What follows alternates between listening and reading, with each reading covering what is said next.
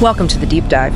Thanks for joining us. Today, we're really jumping into something special, I think, especially for gamers.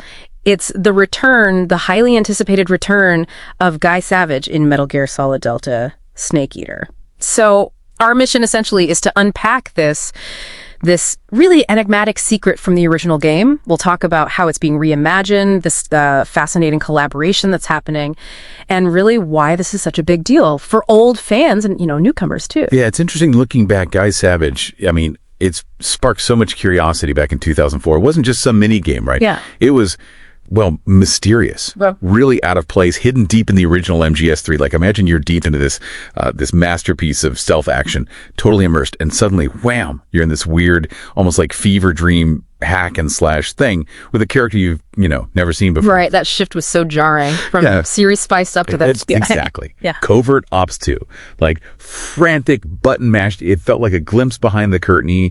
Maybe Kojima just being playful, subverting expectations. It became this cult thing because it made zero sense narratively. That discovery must have been a legendary moment for players back then. Finding it, and now, it's not just coming back, it's getting a whole reimagining. And this is where it gets really interesting, I think. Guy Savage Delta. It's confirmed to be developed with PlatinumGames. Mm-hmm. Now, PlatinumGames, people know them. Bayonetta, Nier, Automata, Powerhouse Action Studio.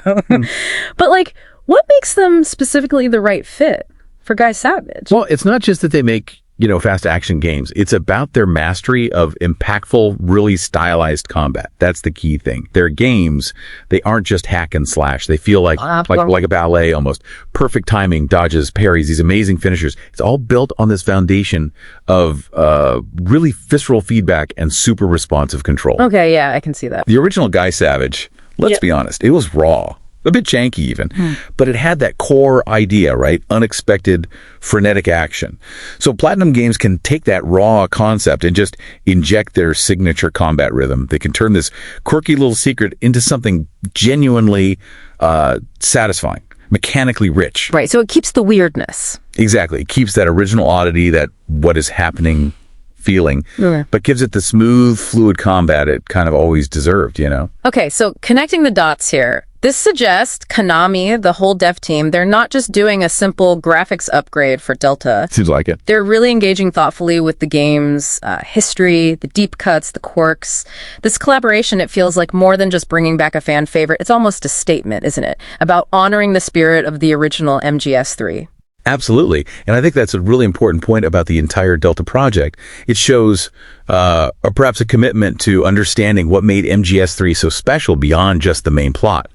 They seem to recognize that these little almost experimental bits were part of its charm, its legacy. So by investing in this, they're not just like throwing a bone to nostalgia. No, it's more. It's creating a new, really compelling reason to revisit the game.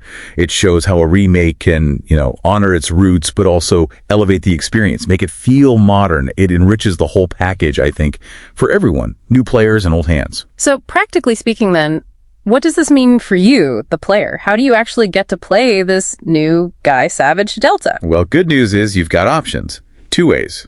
For the purists, the real old school fans, you can still trigger the original Nightmare sequence. Remember how save the game when Snake's imprisoned? Oh yeah, the classic obscure method. Exactly. Reload that specific save. It's a fantastic nod to how people found it back then.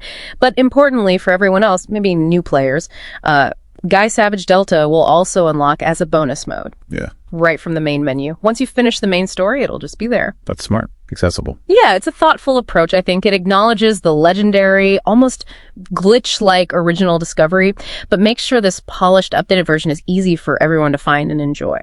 So, wrapping up here. We've seen how Guy Savage looks set to be this really cool blend. You've got the cherished, nostalgic secret, but also this fresh, expertly crafted update thanks to PlatinumGames. It feels like more than just a remake feature. It's a statement about respecting gaming history while also pushing forward, which leads me to a final thought for you listening. Yeah, maybe just consider this, how revisiting and reimagining a detail that seems minor, almost surreal, like Guy Savage, how that can sometimes give you deeper insight into a game's legacy, maybe its creator's playful side, even more than the main story sometimes. So the question for you is, what other hidden gems, what other legendary secrets or weird anomalies from gaming history would you love to see get this kind of Delta treatment, fully realized for today? Something to think about.